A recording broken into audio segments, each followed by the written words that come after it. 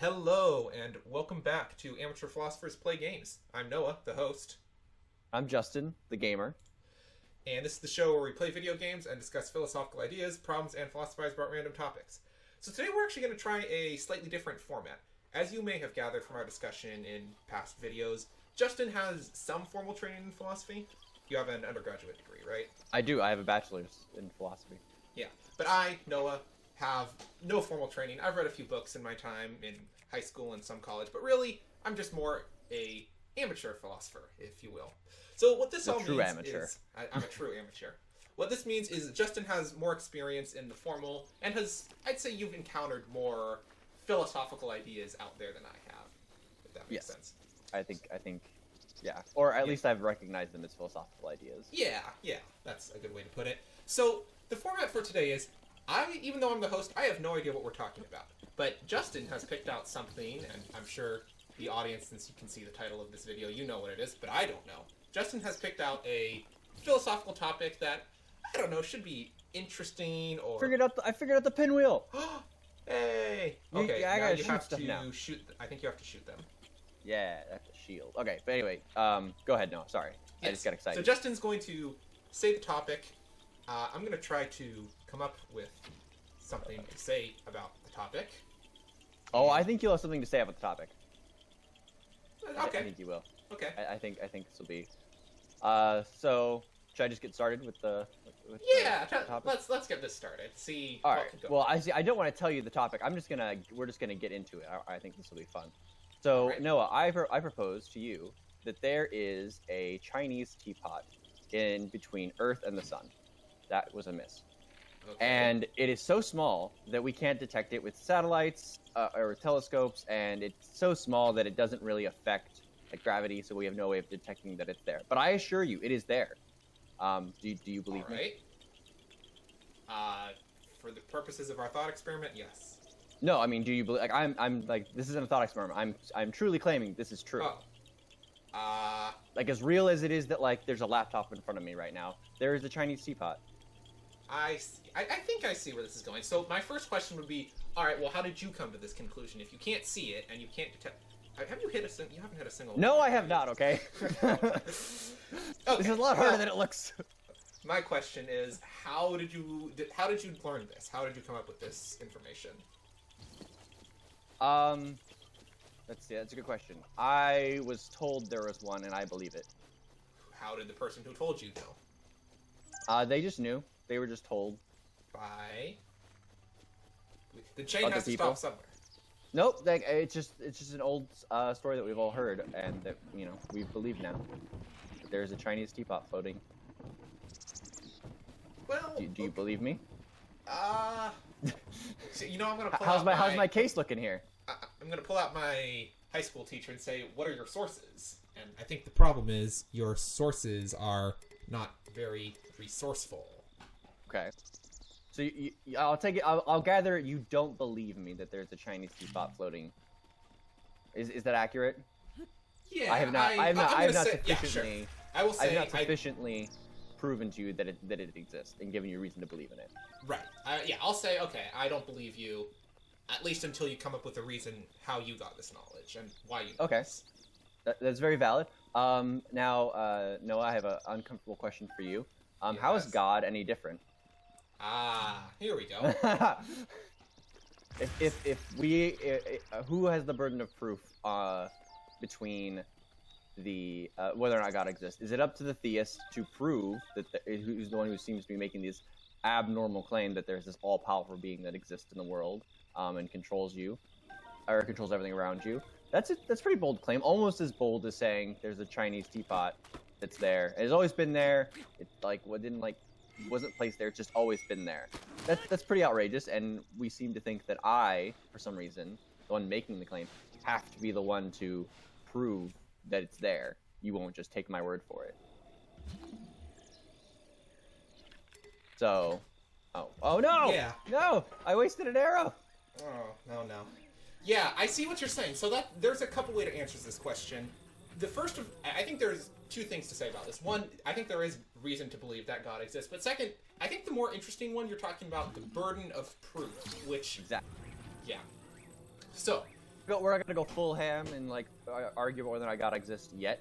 Yeah. But we're gonna get into that. Should we have to prove it? Yeah, should we have to prove it, or is it fair to assume that God exists? I think is the question. Exactly. So yeah, this is an interesting question. Now, again, I'm the amateur philosopher here, but I have learned a little bit, and from my understanding, the philosophers like to categorize statements into two kinds. There are basic statements and there are synthetic statements. Is that right? Or is that the terminology? I haven't heard it used like that, but so go ahead and like say what you mean, and then I can tell you whether or not like I know what you're talking about. Basic statements are those that are assumed. You might call them in math. You call it an axiom. You can't prove it. It's something that is assumed, and there are only certain statements that can be treated as basic, or properly basic as they call them, and then synthetic. There we go. These are words that I know, but we say truly properly basic. Properly basic, yeah, that's the term. And then synthetic statements, I believe, are statements that, by combining either other basic statements or other synthetic statements, you come up with them. So. Okay, yeah, I know what you're talking about. I think we call them basic and non-basic. I don't think we use synthetic, sure. but yes, okay. Can we use synthetic just because it sounds? Yeah, no, we can. I know. Or it sounds more different, rather. Yeah. So. No. I just wanted to say that that's why I didn't know it. I think. Yeah. I don't think we used it. Yeah. So. Is it moving? Is that chest actively trying to get away from me? No. You know the river moves. Hey. Okay. Yeah. For our audience's sake, I think we should give an example of a basic statement and a synthetic statement. So a basic statement would be, I don't know, there is a world. How about that? Yeah. Things exist. Yeah.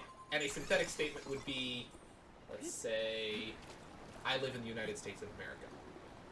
So, the basic statement, there is a world, I can't really prove that, but I don't have to. It's an axiom. It's the basis. Whereas the United States of America, how did I come up with that? Well, I a combination of my history knowledge and my geography and a variety of things. I can combine those things, synthesize those things, and come up with a statement that I live in the United States. So, the question of who has the burden of proof in the existence of God, in my understanding, is really a question, is the statement, God exists, properly basic or not? Because properly basic things you don't have to prove. Now, little side thing, I think you can make arguments for the proof, or to try to prove the properly basic things. It's not against the rules to do so, it's just you don't have to do so. Is that right? Yeah. Because Descartes, my favorite, that's what his whole thing is like, he takes the properly basic, or the basic idea of, I have hands, and he's like, actually, you don't know that, shut up. Yes. That's not a properly basic idea. Yeah, so, in many cases, the theist would say, well, we can talk about the existence of God, and we can even have evidence for it, but we don't have to, because it's properly basic. Whereas the atheist... You should just accept that God exists. You can accept God exists, not irrationally, but you can accept it. Hey, lightning arrows, or shock arrows, rather. Cool. Fun trick. Don't shoot those while you're in water. It doesn't seem like a good idea. Oh yeah, that seems like a bad idea. Don't want to do that. Don't want fried Link. Yeah. So now that we've defined what the question really is, now we've got to go about answering the question, I suppose. Answering the question: who has the burden of proof? Is God truly basic? Oh no, it's this guy. No. But you have lightning arrows. Can you? I do have lightning arrows. Let's see. If I can remember how to use them. One of the buttons lets you switch between arrows. I don't recall. Not that one. Is it down? No. That's how you call things. Hurry up! He's coming. That's shields. Hold on. Seriously, how do I? Oh, yeah, that's right. If I draw out the arrow, and then I move it, I can change this. So we'll go for the big boy. Oh, yeah. And then if I go here, I can change the arrows. Oh, yeah. Alright. So, yeah. Now, this is an interesting question. So, I would say your statement that a teapot exists, a miniature teapot exists, is not properly basic, because... What makes it properly basic? I say it's properly basic. What makes any statement basic? Properly basic. Exactly, and this gets a little bit more closer to like what the question is. It's like, well, that's why you can't just say, well, God is properly basic, because it seems like there's enough people that like don't have that intuition that we don't take it as properly basic. Is there, though? See, to get a little theological on you, and you, meaning Justin and the audience, in the Bible, Psalm, which one is it? Oh, he's pulling out sources. I am. I don't have my Bible as memorized as I should. I'll flash it on the screen in editing, but one of the Psalms says that the fool says in his heart, there is no God. But, and there's other passages in the Bible where it suggests that it's possible for every human has an inherent knowledge of God, but it's possible for humans to suppress that knowledge, intentionally fooling themselves. Now, obviously, we're not amateur theologians play games, although that sounds like a fun second channel. But I think, as a Christian, I think it's fair to say that that is the perspective I'm coming from, and that is what, at least to my knowledge, that is what I'll probably get. So I think it seems that there is an inherent knowledge in people that there is a God, or there is a... God is a bit of a loaded word. Let's say being. Higher being. I'm going to use, I believe was it Aristotle who said the idea of prime mover? I don't know who said that, but that's definitely something that I've heard. Yeah, so the idea of, okay, let's say something else. So, in our experience, I think it's,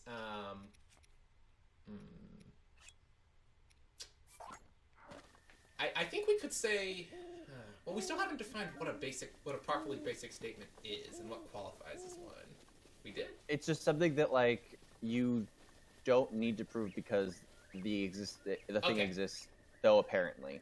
And I think the parameters that are, do you have a large group of people that believe this sufficiently? Like, it's like that enough people like that just know that no one would argue with you about it existing. I don't know. Is someone going to argue with you and say this doesn't exist? Philosophers are a contentious lot. I feel like you could say practically anything, and you can find someone somewhere, some genius philosopher in the YouTube comment section. Not of our videos. You guys are great, but other philosophers' videos who can argue about anything. So I think consensus isn't a great one, because also that there's the problem of if truth is a consensus, well then what happens if everyone on the planet dies? Does truth cease to exist? That doesn't seem right. So I mean, if you think truth is a social construct, then yes. For instance, there's a famous philosopher's quote: "Truth is what my friends will let me get away with saying." That's what truth is. Was that? I forgot, but I love that quote. It's like my favorite. Truth is what what my friends will let me get away with. Yeah. Well, I think we're not really going to get... I feel like we're not going to get anywhere if we try to argue about whether truth exists. So can we just assume truth exists, please? Are you saying that it's a basic concept? It's truly basic? Because I think that's also a good way of saying it. It's like, I think maybe it's a term we use in context because, like, for instance, philosophers don't know that, like, or was it, David Hume argued that we don't know that there's cause and effect, but he said but he also said, when I go to play like pool, I know that if I hit it, my ball causes the other ball to move. Like I know that. So when he talks about only being like that when he's doing armchair philosophy. So I think that part of it is that we just have to... I'm gonna die.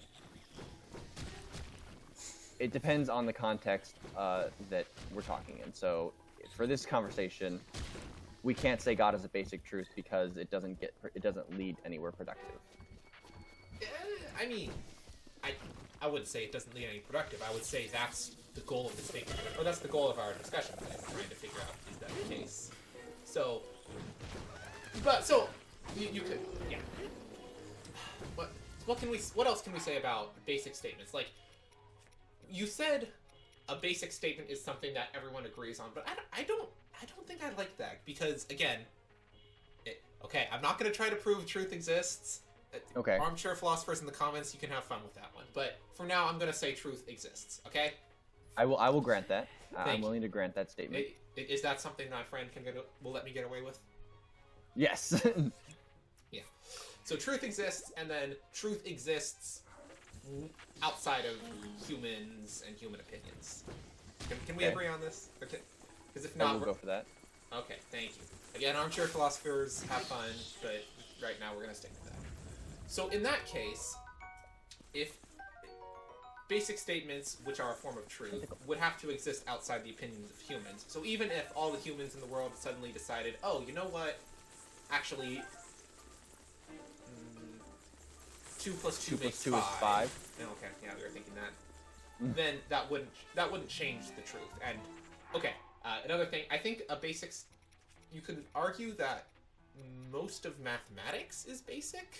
Is that right? Properly basic? Because, or oh no. Yeah, math. I don't know if you can say that that's properly basic. Because you have to Alright. prove math. Yes, but math. Okay. Well, Like there are proofs in math, specifically because we don't take it as properly basic. Those are a lot of bats. That's a lot of bats. Okay, whatever. Ignore math for now. That's. This is a tough one to spring on me, Justin. I'm seeing difficulty with this style of video. I have to think. Think. If there's one thing a philosopher hates doing. Oh no! Thinking. Yes. So horrible. But worse off, I have to think on my feet, and that's the hard part. But that's enough stalling. That just depends on how good of an apologetist you are. Apologist, I believe. Apologist? I think how that's good the of an term. apologist you are. Yeah. So. Because I think this is a very valid question that is like very. It is a very valid question. people. It's worth asking, and it's worth answering. It is worth answering. Good point. Are there any questions that are worth asking but not worth answering? Don't answer that question. That's a worthwhile question to ask, but don't answer it right now. We don't have time. But is God properly basic? Well, let's start out. Let's try to come up with some things we can agree are properly basic, and see if God exists could fit in with that. List off. Well, you're the philosopher here. List off some things, some properly basic statements that philosophers generally agree with. Let's see. 2 things. The law of non-contradiction. 2 statements cannot contradict each other. That's properly basic. I don't have to prove that. What's another one? I forgot what it's called. There's valid arguments are valid. Modus tollens is a valid argument form. Okay, like the laws of logic. Logic. No, not all of them. No. The laws of logic are properly basic. I don't have to prove that logic works. We just accept that if I can prove it logically, then it's true. Okay, yeah, that's what I was trying. Thanks for clarifying. That's what I was trying to get at with math. Like I don't have to prove that mathematics works. We just assume that it does. Yeah. The laws of math are true. Yeah. Okay. All right. Yeah. So I'd call those properly basic. All right. But then there's more. And so maybe that's why you can't say God is properly basic, because it doesn't make sense, because it's a circular argument. Like you're saying, I don't have to prove God exists because God exists. Well, that's basically what you're saying. Anything. You could say I don't have to prove logic exists because of logic. That's... Right. But the thing is, that's why I said it's partly a consensus thing. It's but I'm not willing to grant you that God is properly basic. That's not something that, because it's like the teapot. If I just say the teapot is properly basic, you ask me why. Well, because it's properly basic. It's there. So it doesn't. Yeah. It doesn't. It's not productive because it's not a convincing enough argument. So, I think we've reached a slight problem here. We've decided properly basics are things that you don't have to prove, but you have to prove that something is properly basic. So. I see. I think that's the thing is I don't think you have to prove it's properly basic. I think you innately know. Okay, yes, we can agree that this is properly basic. I think you can always challenge whether or not something is properly basic. It's just willing. I think it's really just what are people willing to grant you in the discussion. So I think for the purposes of the discussion, I'm not willing to grant you that God is properly basic. You have to convince me, or maybe it's not my job to convince you. Yeah, because that's the real question. Is it your job to prove to me that God exists? Yeah, because take a step back. If we assume that outside our opinions, let's not use God for example. Let's say the world exists. We agreed that was properly basic. Or we think that's properly basic, right? Or the universe exists in some way. So it doesn't matter whether you grant me that or not. If it truly is properly basic, I don't have to prove it to you. So you can challenge it all you want. But if that is the case, then you're just spouting out words that don't matter. So I see what you mean, but I think that's not. I think that's off topic for like the particular discussion we're having now, which is whose job is it to determine or to whose job is it to justify to where does the burden of proof lie? That's the question that we're really asking. Right. But I mean, so again, I could say, if you say the world exists, I say prove it. Where does the burden of proof really lie? I would argue that the burden of proof lies on me. Who's denying it? The denier. Whoever is denying it, I believe the burden of proof lies on them to convince me that the universe does not exist. Why? Because I can clearly see the universe existing.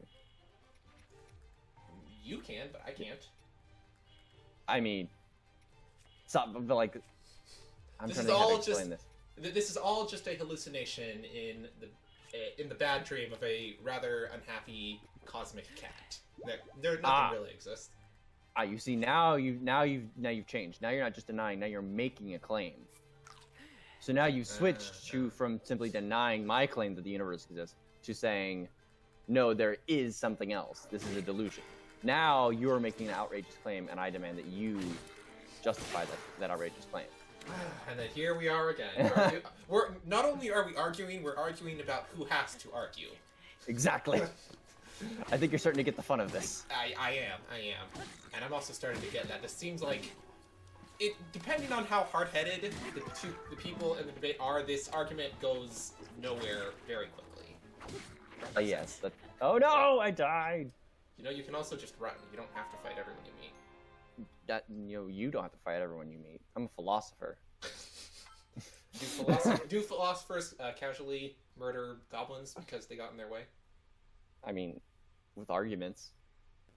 But anyway, so back on topic, the burden of proof. So you can say that the burden of proof lies on, if you're saying that it's properly basic, then the burden of proof is on the atheist to disprove God existing.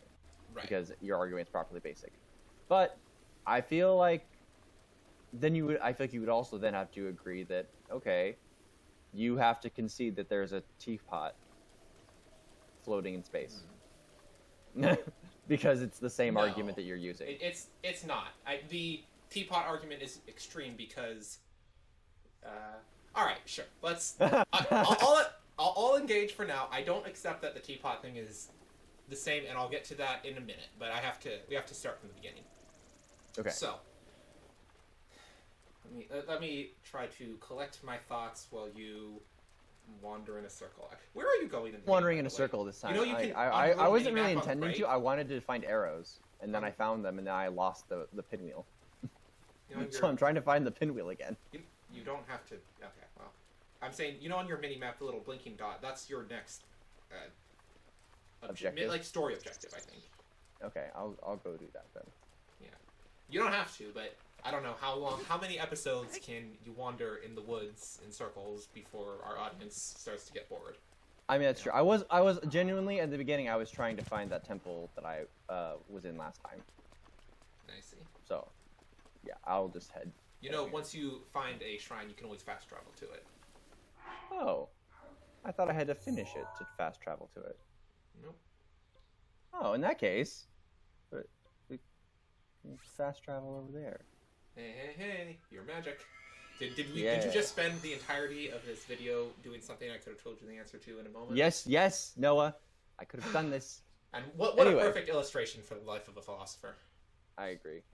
So yeah. But anyway, burden of proof. So yes. You think that the burden of proof lies on the atheist in the term of God, but then with the teapot, you think it lies on the one making the bold claim. Right, and here's why.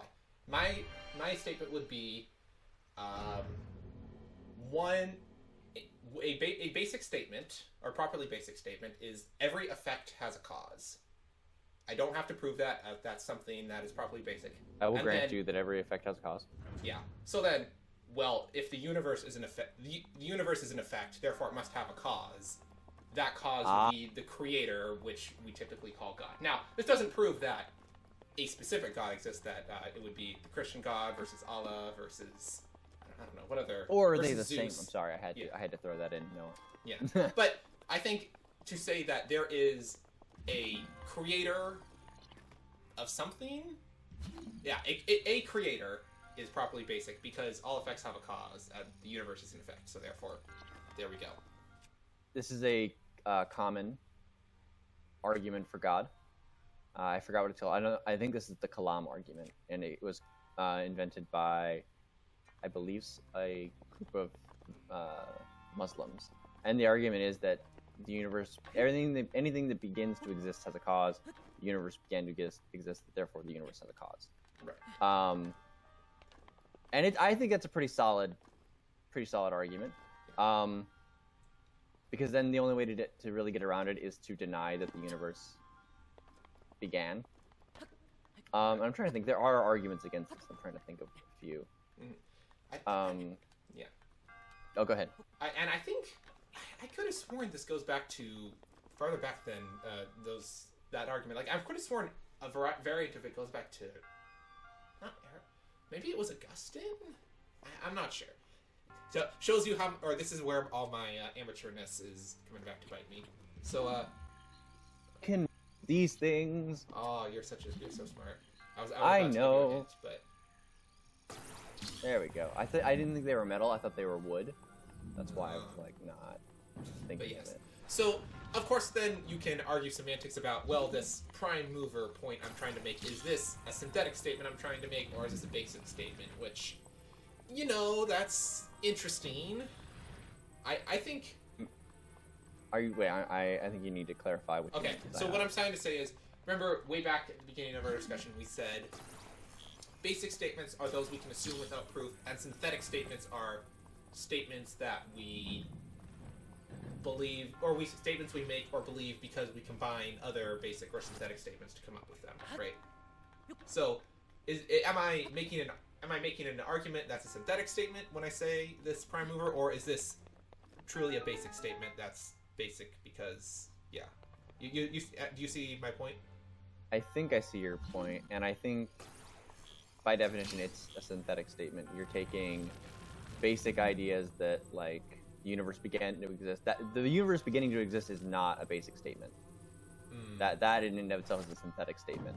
There are, like, it took us time to, like, be able to prove I'm not the claiming world. that the universe began to exist. I'm claiming that, well, I guess. You're saying it's an effect, so that means it had to not at some point. Maybe. I mean, can an effect go before a cause? No, or it can't go before its own cause. Well, that's what I meant. Like, the effect has to come afterwards. So it means that if there was a cause, then there has to be. Then that means that there was a time without the effect. So you do need to prove that the world began to exist. If I believe, like lots of people did back in the day, that the universe always existed, then the argument doesn't work. They had to prove that through the Big Bang Theory, basically, that the universe began at some point. Hold on. That doesn't seem right. Because I know a lot of ancient myths have a beginning of the universe. In fact, I can't think of any ancient myths that don't have a creation or origin myth of some kind. Either the universe was created because the Titans spit it out, or I don't know. They're all very different, but okay, there we go. Sure. I know I was saying how much I don't like the idea of truth being a consensus, but if that's what we're going with, we could say, well, it's only very recently that people even began, until very recently, comparatively, that people even began to question the existence of a higher being. So, you know, if truth is consensus, then I guess you're outnumbered. I mean, now we have people that are actually denying it, and like, so now we have to deal with it. That's the question. Is that like, well, the consensus has been this for a while. Why should I believe you crazy religious lunatics claiming that there's this giant like being in the sky? A while, meaning what, 150 years or so. That's nothing in all of human history and philosophy. That is practically nothing. I agree. I agree that that's not a lot of quite time. a lot has happened in the past. Well, I mean, and again, like I think that's the fact is that some people are now questioning whether or not it's a basic truth, and so now we're getting into, all right, there's starting to be some like debate about whether or not this is real, and so now we have to decide. Now we have to decide. Well, okay, is it basic or is it not? And do I have to prove to you that God exists? It seems like you're the one making the bold claim, and we have science that says, well, the universe began like this. Didn't really need God. God's not a necessary part of this. God is a superfluous answer now. Yeah, well, that's not a reason to disprove something, I don't think. But that's not the point. What I'm trying to say is, just because someone questions it does not mean it's not a basic statement. Can we agree with that? It does not mean it's not properly basic. Because, for example, because if there was, you'd get into absurdities like, there has been at least one person throughout the history of time who has questioned, does the universe exist? Okay. I feel like we could be aided if we actually looked up. I'm sure there is actually a definition out there somewhere that says what properly basic is. You know what? I have my computer in front of me. I'm going to pull it up. If editing me remembers, editing me will splash this over the video as well. So, early 6. Philosophy. Make sure you put philosophy. Let's see. Okay, there. Now. But funnily enough, the first 3 or 4 results are, is belief in God properly basic? So, I think we're on the right track, Noah. Guys, I just want... Okay. What? Like, most of these first results are, is God properly basic? Alright. Come on. You can do it. You evil thing. Guys, gotta be very careful. Let's see. Yeah.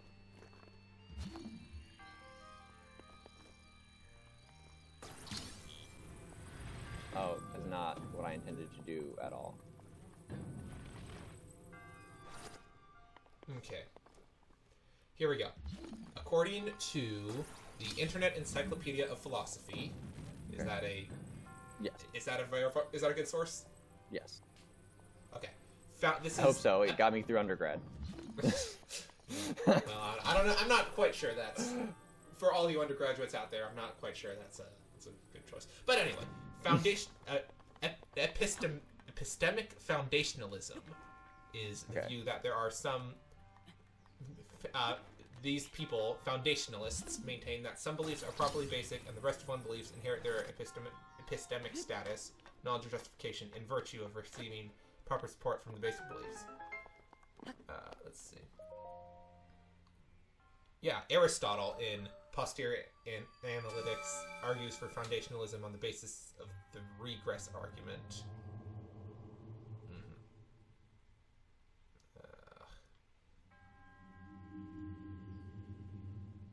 Spirit orb. Yeah, I got 2 now. Wow, this is a lot of this would be a lot of reading for me to do on the fly. Well, you know what? There's not really a simple definition. Simple definition. So I'll put this link in the description, but I'm not going to try to put a 17 paragraph academic. Yeah, it's a big source. I thought maybe it would say. Like, so yeah, that didn't really go anywhere. Thank you, Internet. You failed me for once. Yet again. I don't know. Both are true. All right. So properly basic means. This is not what I intended to argue about, Noah. What did you intend to argue about? Who has the burden of proof? Well, that's asking what is proper. I mean, if we're going off epistemic foundationalism, which I think most people would agree with. That's really what the question you're asking. Is God properly basic? Well, Yeah. okay, so if that's the question, then I guess we can keep going. Let's see. So If you have if you think the question is different, please enlighten me. But I'm not really seeing. I think that's what the question really is. I guess. I don't know. I feel like I've seen the. Oh, can I not help them? Can I hit them? I should hit them. Maybe just wait around and maybe they'll get up. I don't know. Let me see. Because like I've had this similar discussion of this before, and we didn't just stick to is God properly basic. That we basically just started talking about different ways to prove whether or not God exists and things like that. Well, yeah, but again, that's assuming the burden of if you're trying to prove God exists, you're assuming you have the burden of proof to prove that God exists. We're taking the step before. We could have, if we were trying to have a discussion on does God exist, that would be a totally different discussion. I'm trying to think. Okay, so is God properly basic? It seems like saying like that you can use like that, saying that God is properly basic as an argument to say the burden of proof is on the atheist. It just seems to get into a bit of a slippery slope where it's like, well, so now we have to argue about what that means. Yeah, we have, and so it's not. I think it goes to sum up where we've been. I think it goes something like this. We've said the atheist says the burden of proof lies on you, theist, to prove God, and then the theist can turn around and say, well, the burden of proof lies on you to prove that the burden of proof lies on me. You see what I mean? So that's really what we're asking. So we're going round and round here. I know. Really I'm trying to think of a way to get us out of the rut. A lot, don't we? I do. I'm trying to think of like there's a way to get us out of this rut. This is actually really good practice for me when I become a professor. I did not mean to do that. Okay. I wanted to stay on the horsey. The horsey. I want to slow down. All right, there we go. Yeah. So I'm trying to think of a way to get us out of this rut because there is definitely a way to get out of this, and I think. Tell me, Professor Justin. I would like to know. Let's see. I think we just have to agree it's not that saying properly basic is not productive because I can just say, well, the teapot is properly basic. And basically what that's meaning is that like we can't seem to find out what that really means. And so if we want to stay on topic of where does the burden of proof lie, we have to concede that saying properly basic does not get us there. Okay. Well, then we still haven't answered where does the burden of... Oh, no, your horse has been electrocuted. Not good. I would like to not have an electrocuted horse. So, how else would you suggest we discuss this? Because we've decided, well, we can't know who... you have to use the burden of... Who has the burden of proof to prove where the burden of proof is? I don't know. At this point, we've not... I don't know if we've really accomplished anything except confusing ourselves. Okay, so this might be a bit of a cop-out answer, but I think... Well, because you can't really prove a net... I was going to say, since we can't really decide, I don't have a thing. Oh, well... That's why. My weapon broke, and I didn't realize it. Well, that sounds... So go ahead, continue. What I was going to say is, it seems like, since we can't decide who has the burden of proof, in this case, or for anything, but especially in the existence of God, the theist should give her argument why God exists, the atheist should give her argument why God does not exist, we compare them, and then the winner, I don't know, gets to be the victor in the comments section. What do you actually win for being right? Actually, I think you're seeing where this is the route I think I wanted the discussion to go when I thought of this, is that you would say, okay, well, it's properly basic. I would say, well, that's not productive. And then we would get into talking about the arguments back and forth for whether or not God exists. So we're not quite going in depth into saying like exactly, we're not like trying to figure out whether or not God exists specifically. We're trying to see if there's more evidence so that not to prove that God exists, but that the burden of proof should be on either the theist or the atheist. Right, and I think we've established that it's really hard to prove where the burden of proof lies. Maybe there's a way to do it if you want.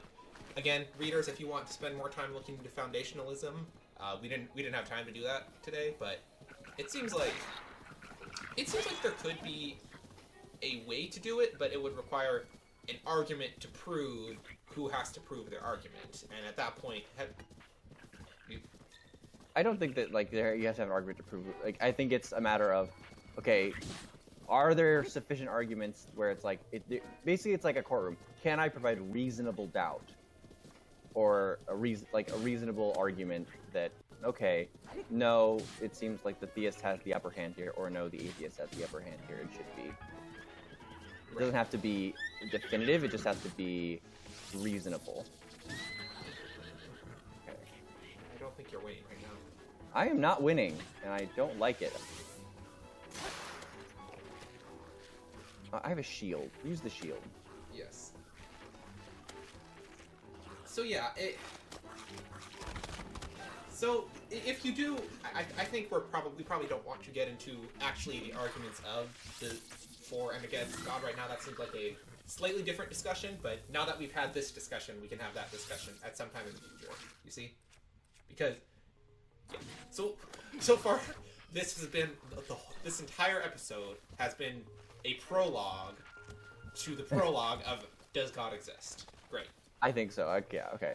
Great. I mean, Awesome. I think it did lay down some good foundational work of like understanding that like yes, this isn't as simple as well it just depends on what you believe, because there are arguments that like for God there are existing. definitely rational arguments both for and against the existence of God. I think it would be most reasonable-minded philosophers would agree that there are rational arguments on both sides. Of course, so, yes. which are there. God can't both exist and not exist. Can he? No. Basic so. truth, law of contradiction. Law of non-contradiction. Does God have to follow the law of non-contradiction? I don't want to answer that right now. That's actually a really good question too.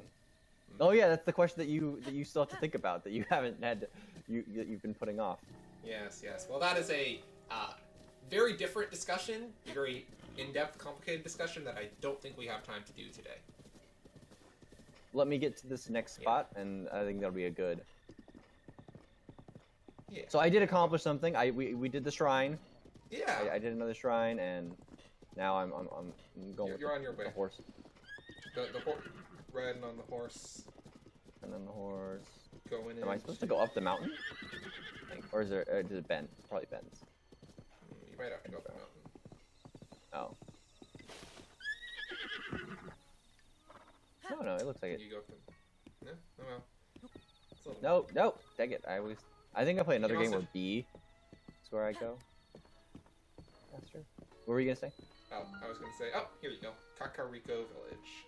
Yeah. All right. This seemed like a good place to stop. All right. Well, with that out of the way, I'll try to drop those links in the description and or on the screen. But with that out of the way, thank you so much for watching. Please do all the YouTuber stuff. Like, comment, subscribe. This seems like it would be a very interesting discussion to have that bell. in the comments. Yeah, hit that bell. And with nothing else to say, the burden of proof lies on me that you should subscribe, and I think I can prove it, but I'm not going to right now. So, same time next week, folks. same time next week, maybe. And we'll see you then. Bye.